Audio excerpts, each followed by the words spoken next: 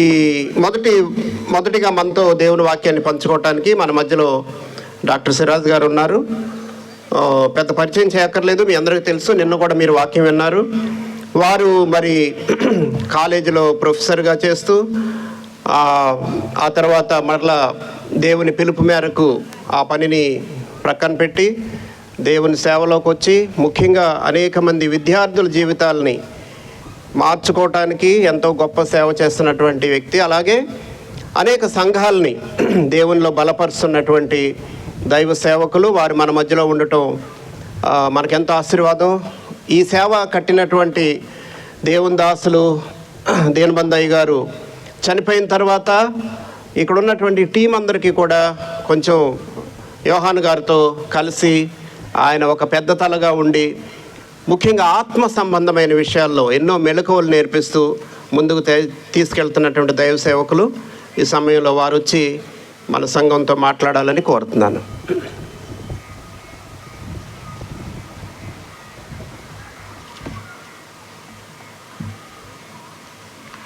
దేవుని నామానికి మహిమ కలుగును గాక. నా గురించి 2 మాటలు చెప్పడానికి ఇష్టపడుతున్నాను. దీనబంధు గారు 1979 నుండి నేను ఎరుగుదును. ఆయన గారి విషయంలో కొన్ని మాటలు నాకు ఆయనకున్న అవినాభావ సంబంధం గురించి మాట్లాడడానికి ఆశపడుతున్నాను. విశాఖపట్నంలో ఉన్నప్పుడు నేను రక్షణ పొందాను. అయితే రక్షణ పొందిన ప్రతి ఒక్కడు శిష్యుడుగా తర్ఫీదు చేయబడాలి. శిష్యుడుగా తర్ఫీదు చేయబడడం అంటే మత్తయి సువార్త 28వ అధ్యాయము 19-20 వచనాల్లో ఉంది. ఆయన ఆజ్ఞాపించిన సంగతులను అన్నింటినీ ఏం చేయాలి? అనుసరిస్తూ జీవించాలి. సమస్త జనులను నాకు శిష్యులనుగా చేయుడి. నేను ఏ ఏ సంగతులు మీకు ఆజ్ఞాపించుతునో వాటిని అన్నింటినీ గైకొన్నట్లు మీరు వారికి నేర్పుడి. అది శిష్యత్వం గురించి ప్రభువు చెప్పిన మాట. దాన్ని నా మనసులో పెట్టుకున్నప్పుడు నాకు బాగా గుర్తుకొచ్చే సంగతి ఒక్కటే. శిష్యత్వం అంటే మీ 5 వేళ్ళు చూపించండి. 5 వేళ్ళు. మొదటిది ఆయన ఆజ్ఞాపించిన సంగతులను, మధ్య ఫింగర్, అన్నింటినీ అనుదినము అనుసరించుట. చూసారా? శిష్యత్వం అంటే మనం మర్చిపోకూడదు, జ్ఞాపకం పెట్టుకోవాలని ఒక చేతి వ్రేళ్ల ద్వారా మాట్లాడుతున్నాను. ఇదేంటండి? ఆయన ఇక్కడ ఆజ్ఞాపించిన సంగతులను, ఇది చాలా ప్రాముఖ్యమైనది. అన్నింటినీ, ఆ మధ్య ఫింగర్, అనుదినము అనుసరించుట. అది శిష్యత్వం అంటే మత్తయి సువార్త ద్వారా దేవుడు మనకు బయలుపరిచిన సత్యం. ఆయన అంటే ప్రభువైన యేసుక్రీస్తు వారు ఆజ్ఞాపించిన సంగతులను, 3 అన్నింటినీ, 4 అనుదినము ఏం చేయాలి? అనుసరించాలి. ఇదే మాట యోహాను గారు కూడా నిన్న చక్కగా చెప్పారు. వాక్యాన్ని పఠించుము, ఆ తర్వాత ఏమన్నారు? పాటించుము, ఆ తర్వాత ప్రకటించుము. ఈ మాట చెప్పారు. దేవుని సేవ విషయంలో ఆయన మనకు 3 సంగతులు జ్ఞాపకం చేశారు. పఠించుము వాక్యము, తర్వాత పాటించుము, అనుసరించుము, 3వది ప్రకటించుము. ఆయన వర్తమానంలో ఆ 3 తెలియజేశారు. ఈనాడు శిష్యత్వం గురించి మనం అందరము తెలుసుకోవాలి. అందరము కూడా ఏమిటి? ఆయన, ప్రభువైన యేసుక్రీస్తు ఆయన, చెప్పండి, ఆయన ఆజ్ఞాపించిన సంగతులను అన్నింటినీ అనుదినము అనుసరించుట. ఎందుకు ఈ మాట మీకు తెలియచెప్తున్నాను? నేను దీనబంధు గారితో నాకున్న సాంగత్యము లేక సహవాసము, ఆయన చాలాసార్లు విజయవాడ వచ్చేవారు. కారణం, విద్యార్థుల మధ్య పరిచర్యను ఆయన మన ఆంధ్రప్రదేశ్ రాష్ట్రమంతా జరిగించారు. ఆ యొక్క విద్యార్థుల మధ్య పరిచర్య కొరకు చాలాసార్లు విజయవాడ వచ్చేవారు. విజయవాడలో ఉన్న స్టూడెంట్స్ కూడా ఆయన్ని వాక్యం చెప్పడానికి ఆహ్వానిస్తూ ఉండేవారు. కాబట్టి నేను కూడా విజయవాడలో ఉన్నాను కాబట్టి ఆయనతో కలిసి ప్రయాణం చేయడానికి, ఆయన్ని రిసీవ్ చేసుకోవడానికి, మా ఇంటికి తీసుకెళ్ళడానికి, చివరకు ఆయన్ని బస్సు ఎక్కించడానికి, బస్సు వచ్చే వరకు వెయిట్ చేసి ఆయన వచ్చాక బస్సు ఎక్కించి అప్పుడు ఇంటికి వెళ్ళేవాడిని. ఇది విజయవాడలో నా పని మాస్టర్ గారితో. ఆ తర్వాత అప్పుడప్పుడు మచిలీపట్నం రావడం, ఏ మీటింగ్కి వచ్చినా నేను ఆయన ఇంట్లోనే ఉండడం జరిగేది. ఈ ప్రాసెస్లో నాకు జరిగిన మేలు లేక దేవుడు చేసిన మేలు ఒక్కటే, ఆయన జీవితము నన్ను శిష్యులుగా మరల్చింది. అది నేను చెప్పాలనుకుంటున్నాను. దేవకుమార్ గారు చెప్పారు మంచి మాటలు. అయితే ప్రాముఖ్యమైన సంగతి ఈ షారోన్ ఫెలోషిప్లో నేను జ్ఞాపకం చేసుకుంటూ మీకు చెప్పేది ఒక్కటే. ఎందుకు దీనబంధు గారిని మీరు అంతగా గౌరవిస్తారు లేక ప్రేమిస్తారు అంటే, నా జీవితంలో ఆయన నన్ను ఒక శిష్యునిగా తీర్చిదిద్దడానికి దేవుడు ఆయన్ని, ఆయన జీవితాన్ని ఒక పనిముట్టుగా చేసుకున్నాడు. కాబట్టి నేను దేవునికి కృతజ్ఞుడుగా ఉంటాను, దేవుని సేవకుడికి కూడా కృతజ్ఞుడిగానే ఉంటాను. ఇది చాలా మేలుకరమైంది, నేను చెప్తున్నాను. చాలా అంటే చాలా మేలుకరమైంది. ఎందుకు అంత గట్టిగా చెప్తున్నాను అంటే, 7వ అధ్యాయము మత్తయి సువార్తలో ఒక మాట ఉంది, అది నేను ఇప్పుడు మీకు జ్ఞాపకం చేయాలి. మత్తయి సువార్త 7వ అధ్యాయము. బైబిల్ ఉంటే తెరవండి. ప్రభు చెప్పిన మాట మీకు చదువుతున్నాను. 21వ మాట, 22 చదువుతున్నాను. ఆ దినమందు అనేకులు నన్ను చూచి, ప్రభువా ప్రభువా, మేము నీ నామమున ప్రవచింపలేదా? నీ నామమున దయ్యములను వెళ్ళగొట్టలేదా? నీ నామమున అనేకమైన అద్భుతములు చేయలేదా అని చెప్పుదురు. అప్పుడు నేను, అంటే ప్రభు అయిన క్రీస్తు వాళ్ళతో ఏం చెప్తారో ఇక్కడ వ్రాయబడి ఉంది. మేము నీ నామాన్ని దయ్యాలను వెళ్ళగొట్టామయ్యా, అద్భుతాలు చేశామయ్యా, స్వస్థతలు చేశామయ్యా, ప్రసంగాలు చేశామయ్యా, ఎన్నో టీవీ ప్రసంగాలు చేశామయ్యా, దేశ విదేశాల్లో అనేక గ్రామాల్లో ప్రకటించాం ప్రభువా, ప్రయాసపడ్డాం, లేక చర్చి బిల్డింగులు కట్టించాం, ఇలాంటి మీటింగులు వేశాం, షామ్యానాలు పెట్టాం, పెద్ద పెద్ద బోధకులను పిలిచాం, మేమే సభల్లో బోధించాం. ఇట్లాగా ఈ క్రైస్తవ యాక్టివిటీస్ అంటారు, లేక క్రైస్తవ కార్యక్రమాలు అనేకములు ఉన్నాయి. అవన్నీ చేసిన వారంట ఆయన దగ్గరికి వచ్చి తలుపు తట్టి, తలుపు తీపులవ్వ, మాకు తలుపు మూసేస్తే ఎట్లా? ఎన్ని వేల ప్రసంగాలు చేశానో నీకు తెలుసా? ఎన్నిసార్లు స్టేజ్ మీద నా యొక్క అద్భుతమైన గొంతుతో నిన్ను పాడి స్తుతించానో తెలుసా? ఏంటి నాకు నువ్వు తలుపు మూసేస్తావు అని అడుగుతారంట. అప్పుడు ప్రభు అంటాడంట వాళ్ళతోటి, అప్పుడు ప్రభు 23వ, నేను మిమ్మును ఎన్నడూను ఎరుగను, అక్రమము చేయువారలారా నా యొద్ద నుండి పొండి. తెలుగులో అయితే అక్రమము చేయువారులు అని ట్రాన్స్లేట్ చేశారు, కానీ ఇంగ్లీష్లో వికెడ్ పీపుల్ అనే మాట వ్రాయబడి ఉంది. అంటే ఈవిల్ డూయర్స్ అనే పదం వాడారు. ఈవిల్ అంటే దుష్టత్వము, డూయర్స్ అంటే జరిగించేవారు. దయ్యాలు వెళ్ళగొట్టామయ్యా, పాటలు పాడామయ్యా, ప్రసంగాలు చేసామయ్యా, షామ్యానాలు వేసామయ్యా, ఊరూరా మీటింగులు పెట్టామయ్యా అని అంటే వాళ్ళు ప్రభు అంటున్నారు, మీరు ఈవిల్ డూయర్స్, దుష్టత్వాన్ని జరిగించిన వారు, మీకు పరలోకములో పాలు లేదు. ఏంటి ఆయన ఎలాగ మాట్లాడుతున్నాడు?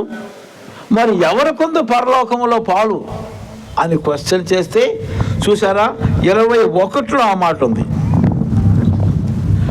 21 మధ్య భాగంలో మొదటి చదువుతున్నా, ప్రభువా ప్రభువా అని నన్ను పిలుచు ప్రతివాడును పరలోక రాజ్యములో ప్రవేశింపడు గాని పరలోకమందున్న నా తండ్రి చిత్త ప్రకారము చేయువాడే ప్రవేశించును. చూసారా? కాబట్టి పాటలు పాడొచ్చు, ప్రసంగాలు చేయొచ్చు, మీటింగులు పెట్టచ్చు, టీవీల్లో ప్రసంగాలు చేయొచ్చు, దేశ విదేశాల్లో పేరు ప్రఖ్యాతులు గాంచిన ప్రసంగీకుడుగా ఉండొచ్చు. ప్రభు అంటున్నాడు, ప్రభువా ప్రభు అని పిలవడం కానీ, ప్రభు నామాన్ని దయ్యాలు వెళ్ళగొట్టడం కానీ, ప్రభు నామములో ప్రసంగాలు చేయడం కానీ, ప్రభు నామములో స్వస్థతలు చేయడం కానీ, ప్రభు నామములో ఎన్నో షామ్యానాలు వేసి వేల మందికి మహాసభలు జరిగించడం కానీ, ఇవన్నీ చేయడం కాదు నాకు కావలసింది. ఏమంటున్నాడు ప్రభు? పరలోకమందున్న నా తండ్రి చిత్త ప్రకారము చేయువాడే ప్రవేశించును. అది చూసారా? కాబట్టి మన గురి ఎప్పుడు ఒక్కటే ఉండాలి. ప్రసంగాలు చేయడం నా గురి కాదు, మొర్రో నా గురి కాదు, పాటలు పాడి పేరు చప్పట్లు కుట్టించుకోవడం అసలే నా గురి కాదు, స్టేజ్ ఎక్కి కూర్చోవడం అసలే నా గురి కాదు. ప్రభువా, నాకు ఒకే ఒక ఆశ నా జీవితంలో, మీ చిత్తము పరలోకమందున్న నా తండ్రి చిత్తాన్ని నేను జరిగించాలి. అంటే దాని అర్థం ఏంటి? ఏమిటండి? ఆ ప్రభు అయిన యేసుక్రీస్తు ఆయన ఆజ్ఞాపించిన సంగతులను అన్నింటినీ అనుదినము ఏం చేయాలమ్మా? అనుసరించుట. అది మన గురి. ఈరోజు దేవుడు నాకు ఒక క్రొత్త దినాన్ని అనుగ్రహించాడు. 10వ తారీఖు ఈరోజు. నిన్నటి దినం అయిపోయింది, ఒక క్రొత్త దినం ఇచ్చాడు. ఈ దేవుని యొక్క కృప. ఎందుకంటే రాత్రి చనిపోయిన వారు ప్రపంచంలో ఎంతోమంది ఉండొచ్చు. నేను రాత్రి చనిపోలేదు, ఒక నూతన దినము నాకు ఇవ్వబడింది. ఇప్పుడు నేనేం చేయాలి ఈరోజు? ప్రసంగం చేయడం కాదు, పాటలు పాడటం అంతకన్నా కాదు. ఏం చేయాలి?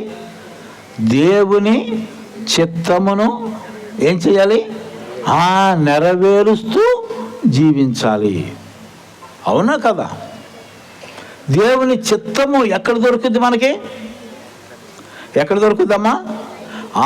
ఇంకా చెప్పాలంటే క్రొత్త నిబంధనలో దొరుకుతుంది. పాత నిబంధన వద్దు అని అస్సలు చెప్పను నేను. కానీ క్రైస్తవ జీవిత విధానం అంతా క్రొత్త నిబంధనలోనే ఉంది. పాత నిబంధనలో దేవుడు ఎవరో, యూదులు, వారి చరిత్ర, అనేక సంగతులు ఉన్నాయి. పాత నిబంధనలో సున్నతి చేయించుకుని తీరాలి, బలులు అర్పించాలి, ఇంకా మోషే ధర్మశాస్త్రాన్ని పాటించాలి, ఇంకా ఎన్నెన్నో సంగతులు ఉన్నాయి పాత నిబంధనలో. కాబట్టి పాత నిబంధనలో దేవుని వాక్యం అది. అందులోని సంగతుల్ని మనము అనుసరించడానికి గాను క్రొత్త నిబంధనలో దేవుడు మనకు అనుగ్రహించాడు. అందుకే నరహత్య చేయవద్దని చెప్పబడిన మాట మీరు విన్నారు కదా, నేను మీతో చెప్పునదేమనగా.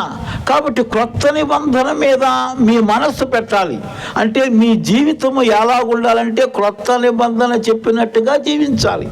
దాన్నే ఏమంటామండి? శిష్యత్వము అని అంటారు. కాబట్టి ఇప్పుడు అర్థం చేసుకుందాం. మత్తయి సువార్త కావచ్చు, మార్కు సువార్త కావచ్చు, అపోస్తల కార్యాలు కావచ్చు, పత్రికలు కావచ్చు, ప్రకటన కావచ్చు, 27 పుస్తకాలు క్రొత్త నిబంధన. 27 పుస్తకాల్లో ఉన్న 260 అధ్యాయాలు, అందులో ఉన్న 7955 వచనాలు, అది క్రొత్త నిబంధన. కాబట్టి ఆయన ఆజ్ఞాపించిన సంగతులు అంటే ఎక్కడ? క్రొత్త నిబంధనలో ఉన్న దేవుని సంగతులు. పాత నిబంధనని నేను ఎప్పుడూ ఎన్నడూ తక్కువ చేయను, అది దేవుని వాక్యం. అయితే మానవుని యొక్క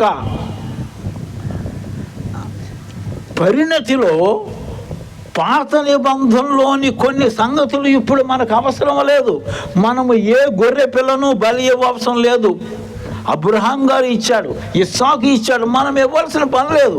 ఎందుకంటే క్రొత్త నిబంధనలో యేసుక్రీస్తు బలియాగం ద్వారా మనము నీతిమంతులముగా తీర్చబడ్డాం. బలితో మనకు పని లేదు. కాబట్టి పాత నిబంధన చాలా అవసరం. దేవుని గురించిన సత్యం మనకు అవసరం. ఎందుకు గొర్రె పిల్లల బలి అవసరం లేదో కూడా క్రొత్త నిబంధనలో మనకు వ్రాయబడింది. అబ్రహాము తన కుమారుడికి సున్నతి చేశాడు. సున్నతి చేయకపోతే చాలా నేరం ఆ దినాల్లో. కానీ ఇప్పుడు అది అవసరం లేదు. యేసుక్రీస్తు ప్రభువులో మనము ఒక నూతన జనాంగముగా చేయబడ్డాం. కాబట్టి నూతన జనాంగముగా చేయబడిన మనకు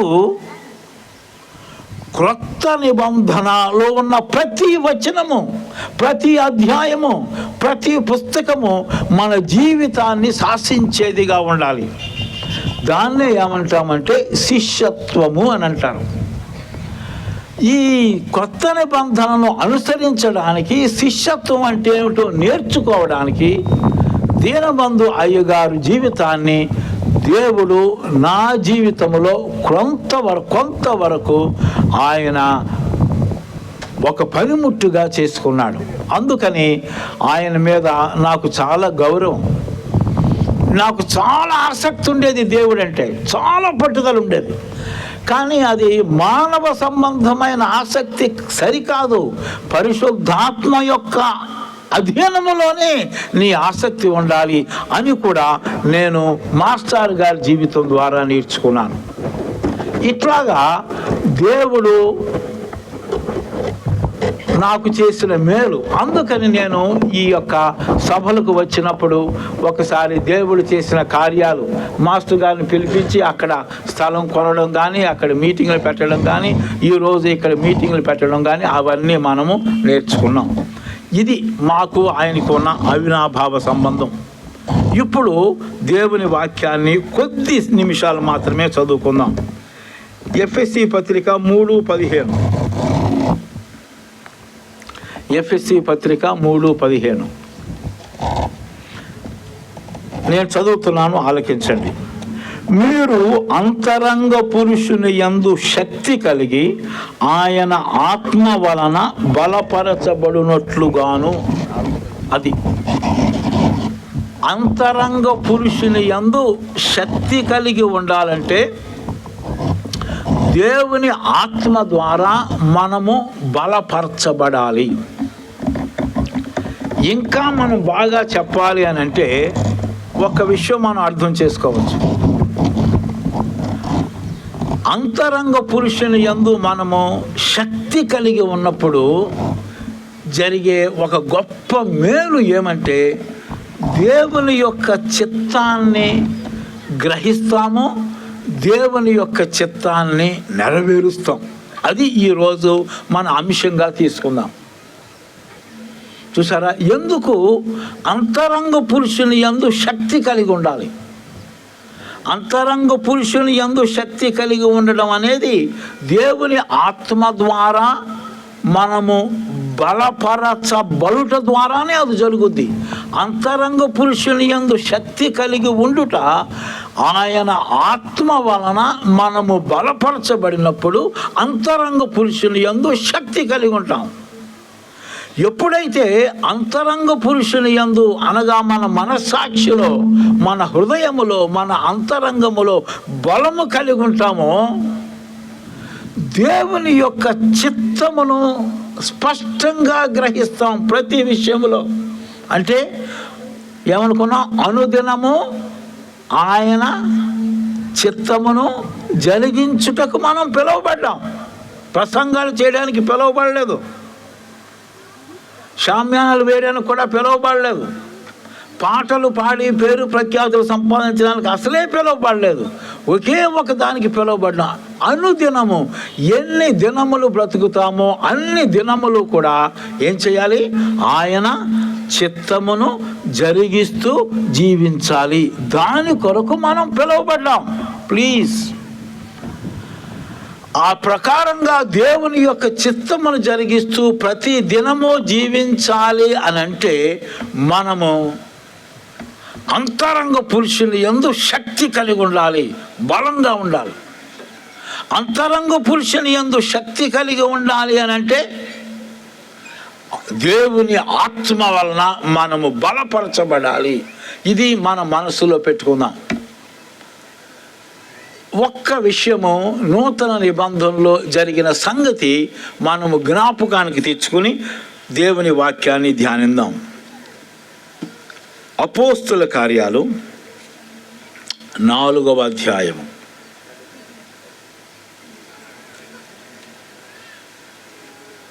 అపోస్తుల కార్యాలు 4వ అధ్యాయములో కొన్ని మాటలు అక్కడక్కడ చదువుతాను, మీరు దయచేసి ఆలకించండి. 21వ వచనంలో చివరి భాగం, వీరిని గట్టిగా బెదిరించి విడుదల చేసిరి. అపోస్తులని పేతురు, యాకోబు, యోహాను, ఫిలిప్పు, బర్తలోమయి, తోమా ప్రభు శిష్యుల్ని పట్టుకున్నారంట. వాళ్ళు గట్టిగా బెదిరించి ప్రధాన యాజకులు వారిని విడుదల చేశారు. అది ఒక మాట. తర్వాత 23లో ఉన్న మాట, వారు విడుదల పొందారు, తమ స్వజనుల యొద్దకు వచ్చారు. వచ్చి ఏం చేశారు అంటే 24లో ఏక మనస్సుతో దేవునికి మొర్ర పెట్టారు. ఏమని మొర్ర పెట్టారు? నాథ, ఆకాశమును భూమిని సముద్రమును వాటిలోని సమస్తమును కలుగజేసిన వాడు. దేవుడు ఎవరో ఒక్కసారి జ్ఞాపకం తెచ్చుకున్నారు. ఆదికాండము 1వ అధ్యాయములో మనం చూడగలం. ఆకాశములో ఉన్న సమస్తము, భూమి, సముద్రాన్ని, సమస్తమును ఆయన కలుగజేశాడు. అది వారు జ్ఞాపకం తెచ్చుకున్నారు. ఆ తరువాత దేవుని యొక్క వాక్యాన్ని ఒక్కసారి మరలా వారి మనసులోకి తెచ్చుకున్నారు. అన్యజనులు ఏల అల్లరి చేసిరి, ప్రజలు ఎందుకు వ్యర్థమైన ఆలోచనలు పెట్టుకొనిరి, ప్రభువు మీదను ఆయన క్రీస్తు మీదను భూరాజులు లేచిరి, అధికారులను ఏకముగా కూడుకొనిరి అని నీవు పరిశుద్ధాత్మ ద్వారా మా తండ్రియు నీ సేవకుడైన దావీదు నోట పలికించితివి. దేవుడు ఎవరో జ్ఞాపకం చేసుకున్నారు వారు. దేవుడు ఎవరు? ఆకాశాన్ని, భూమిని, సముద్రమును, ఆకాశంలో ఉన్న నక్షత్రాలని, సూర్య చంద్రాదుల్ని, భూమిని, భూమిలో ఉన్న సమస్తమైన వృక్షాలని, మనుషుల్ని, జంతువుల్ని, సముద్రాల్ని, సముద్రంలో ఉన్న మహామత్స్యాల్ని, సముద్రంలో ఉన్న రకరకాల ఖనిజాల్ని అన్నింటినీ కలుగజేసి ఆయన దాన్ని నడిపిస్తూ ఉన్నవాడు దేవుడు. ఆ మాట జ్ఞాపకం తెచ్చుకున్నాక వారికి కీర్తనల గ్రంథము 2వ అధ్యాయాన్ని పరిశుద్ధాత్మ దేవుడు వారి మనసులోనికి తెచ్చాడు. ఒకసారి నేను 2వ అధ్యాయాన్ని కూడా ఒకసారి 3 వచనాలు చదువుతాను. 2వ అధ్యాయంలోని 3 వచనాలు ఉన్నాయి ఇక్కడ కీర్తనలు. అన్యజనులు ఏల అల్లరి రేపుచున్నారు, జనములు ఏల వ్యర్థమైన దానిని తలంచుచున్నవి. మనము వారి కట్లు తెంపుదము రండి, వారి పాశములను మన యొద్ద నుండి పారవేయుదము రండి అని చెప్పుకొనుచు భూరాజులు యెహోవాకును ఆయన అభిషక్తునికి విరోధముగా నిలువబడుచున్నారు. ఏలికలు ఏకీభవించి ఆలోచన చేయుచున్నారు. ఈ 3 వచనాలు, ఈ 3 వచనాల్లో ఉన్న సంగతులు దేవుడు వారికి జ్ఞాపకానికి తెచ్చాడు. అన్యజనులు అధికారులు, భూరాజులు ప్రభువైన యేసుక్రీస్తులకు విరోధముగా, అపోస్తులకు విరోధముగా వారు సభ చేశారు, కూర్చున్నారు, ఆలోచన చేశారు, గట్టిగా బెదిరించి విడుదల చేశారు. ఎప్పుడు యేసునామంలో మీరు ప్రకటన చేయకూడదు, యేసునామాల గురించి ప్రకటించకూడదు అని గట్టిగా బెదిరించారు. అంతేకాదు ఎలాంటి శిక్ష విధించడానికి కూడా వారు వెనుకాడడం లేదు. 4వ అధ్యాయంలో ఉంది. పిలాతు ఉన్నాడు, అందులో ఒకడు. హేరోదు ఉన్నాడు, తర్వాత ప్రధాన యాజకులు ఉన్నారు, అధికారులు ఉన్నారు. వారు అందరూ కూడా యేసుక్రీస్తు ప్రభు నామములో స్వస్థతలు చేయొద్దు, యేసుక్రీస్తు నామములో సువార్తను ప్రకటించొద్దు, యేసుక్రీస్తు నామములో దేవుని చిత్తానుసారముగా మీరు ఆ సువార్తను ప్రకటించడానికి వీల్లేదు అని వారి మీద ఖండితముగా శాసించడం ఆరంభించారు. వీరు బలహీనులు అంటే అర్థం ఏంటంటే వీరు బాగా చదువుకున్నవారు కాదు, సమాజంలో అధికారములో లేని జాలరులు వీళ్ళు, మామూలు సామాన్య జనాంగము వీళ్ళు. కాబట్టి ఈ జనాంగము మీద అధికారులు, భూరాజులు ఏకముగా కూడుకున్నారు. ఎప్పుడైతే వీరిని ఇట్లాగా బెదిరిస్తున్నారో దేవుడు వాక్యము ద్వారా వారిని బలపరిచాడు. వాక్యము, మనము చదువుకున్న వాక్యము గుర్తుకొచ్చింది. రెండవది, వారు తమ యొక్క స్వజనుల మధ్యలో ఉన్నారు. వాళ్ళు విడుదల చేసినప్పుడు సంఘం మధ్యలోకి వచ్చారు. సంఘస్థులు అందరూ కూర్చున్నప్పుడు దేవుని వాక్యాన్ని జ్ఞాపకం తెచ్చుకున్నారు. ఒకరిని ఒకరు బలపరుచుకుంటున్నారు, ఒకరినొకరు ఆదరించుకుంటున్నారు. దాన్నే మనం సహవాసం అంటాం. ఆ తరువాత మూడవది వారు ఏమి చేశారో జ్ఞాపకం తెచ్చుకుందాం. 29 ప్రార్థన చేస్తూ ఉన్నారు. 29 నుండి 30 వరకు 2 వచనాలు వారు ప్రార్థన చేశారు. ఆ ప్రార్థన చదువుతున్నాను. ప్రభువా, ఈ సమయమునందు వారి బెదిరింపులు చూచి రోగులను స్వస్థపరచుటకును నీ పరిశుద్ధ సేవకుడైన యేసు నామము ద్వారా సూచక క్రియలను మహత్కార్యములను చేయుటకును నీ చెయ్యి చాచియుండగా నీ దాసులు బహుధైర్యముగా నీ వాక్యమును బోధించున్నట్లు అనుగ్రహించము. అది వారి ప్రార్థన. ఈ యొక్క హేరోదు, పిలాతు, రోమా గవర్నమెంట్ యొక్క అధికారులు మాకు ఆజ్ఞాపించారు, యేసు నామం గురించి మాట్లాడొద్దు, యేసు నామంలో స్వస్థతలు చేయొద్దు, యేసు నామాన్ని మీరు ప్రకటించొద్దు. కానీ తండ్రి, భూమిని, ఆకాశాన్ని, సముద్రాన్ని, అందులో ఉన్న సమస్తాన్ని సృజించిన నీవు నీ హస్తాన్ని చాచావు. ఏమిటి చాచావు? దేవుని యొక్క చిత్తాన్ని చేయనట్లుగా మీ హస్తము చాచబడి ఉంది. అపోస్తులమైన మేము, సంఘస్థులమైన మేము దేవుని యొక్క చిత్తాన్ని మేము చేయాలి. ఆ యొక్క సమయంలో దేవుని చిత్తం ఏమిటి? యేసు నామాన్ని ప్రకటించాలి, యేసు నామంలో స్వస్థతలు చేయాలి, యేసు నామంలో సూచక్రియలు చేయాలి. ప్రతి గ్రామంలో, ప్రతి పట్టణంలో, ప్రతి ఇంటికి, ప్రతి వ్యక్తికి యేసు యొక్క నామాన్ని ప్రకటించి యేసు యొక్క రక్షణ సువార్తను అందించాలి. అది ఆ సమయంలో వారి ఎడల దేవుని చిత్తం. మేము మీ చిత్తము చేయుటకు నీ హస్తము చాచావు. నీ హస్తము చాపబడి ఉంది. నీ యొక్క హస్తము చాపబడి ఉంది అంటే నీవు మీ ఆత్మ ద్వారా మమ్మల్ని బలపరుస్తున్నావు, నీ చిత్తము చేయుటకు బలపరుస్తున్నావు, నీ సువార్తను ప్రకటించడానికి బలపరుస్తున్నావు, రోగుల మీద చేతులుంచి ప్రార్థన చేయడానికి బలపరుస్తున్నావు, అద్భుతములు చేయడానికి బలపరుస్తున్నావు. నీవు నీ యొక్క మహామహిమతో మా మధ్యలో ఉండి ఈ కార్యములు చేయమని నీవు మమ్మల్ని ప్రేరేపిస్తుంటే అధికారులు, భూరాజులు, ప్రధాన యాజకులు, గవర్నర్ అయిన పిలాతు, రాజుగా ఉన్న హేరోదు, వీళ్ళందరూ మాకు వ్యతిరేకంగా నిలబడ్డారు. బెదిరిస్తున్నారు, భయపెడుతున్నారు, యేసు నామాన్ని ప్రకటిస్తే ఊరుకోమంటున్నారు. కాబట్టి తండ్రి, మమ్మల్ని మీరు బలపరచాలి, ఆత్మ వలన మీరు మమ్మల్ని బలపరచాలి. అప్పుడు మేము అంతరంగ పురుషుని యందు శక్తి కలిగి ఉంటాం.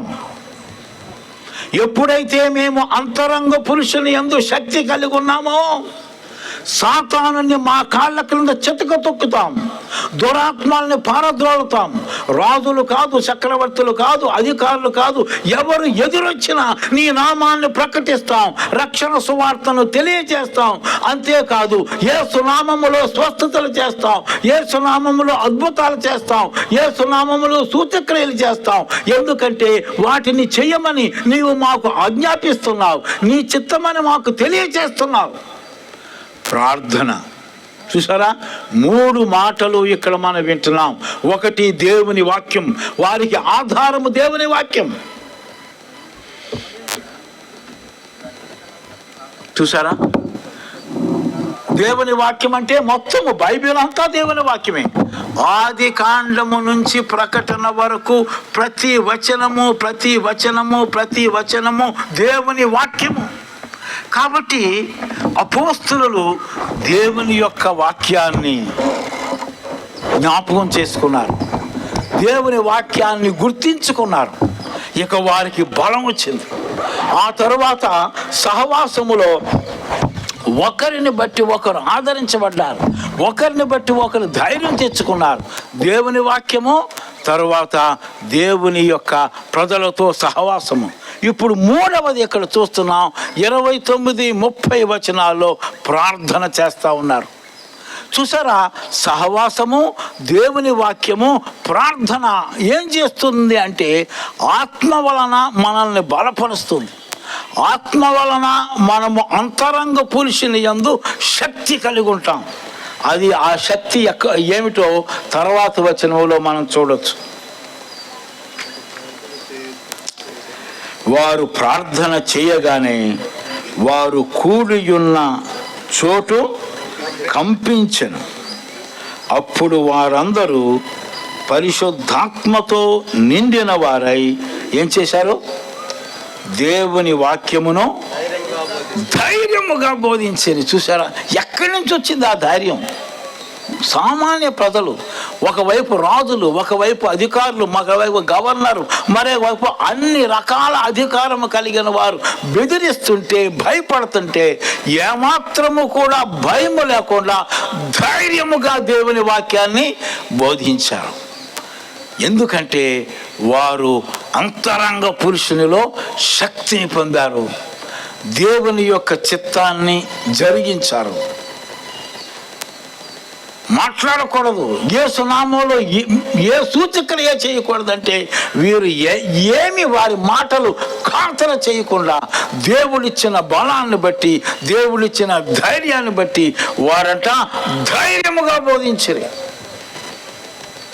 కాబట్టి జ్ఞాపకం తెచ్చుకుందాం, ఆత్మ వలన అంతరంగ పురుషుని యందు మనము శక్తి కలిగి ఉన్నప్పుడు ఎన్ని ఆటంకాలు వచ్చినా, ఎంతమంది మనకి ఎదురు తిరిగినా, ఎలాంటి తుఫానులు, ఎలాంటి సునామీలు, ఎలాంటి గవర్నమెంట్ ఆర్డర్స్ వచ్చినా సువార్త ప్రకటన ఆగదు, ఆగదు, ఆగదు. మాత్రమే కాదు, అధికముగా, అధిక శక్తితో, అధిక బలముతో, అధిక ధైర్యముతో ప్రకటించబడుతుంది.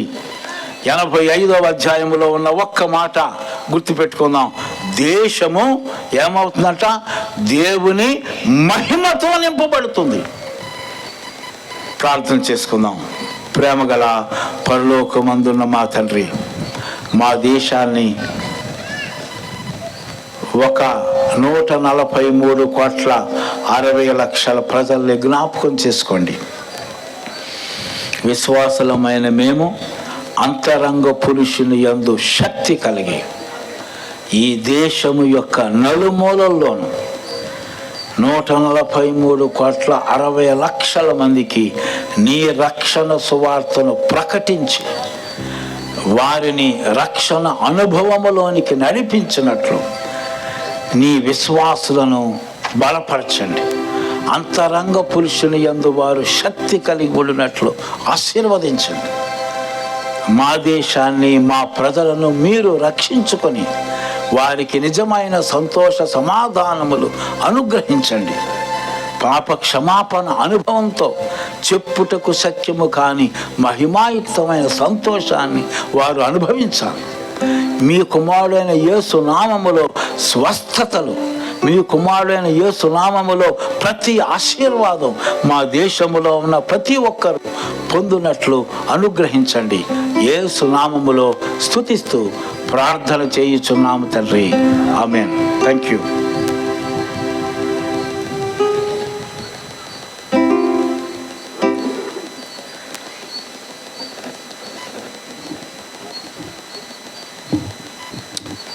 ఇంతవరకు మనకు దేవుని వాక్యాన్ని అందించినటువంటి దైవ సేవకులు సిరాజ్ గారికి దేవుని నామ పేరిట వందనాలు తెలియజేస్తున్నాను. మీరంతా కొంచెం ముందు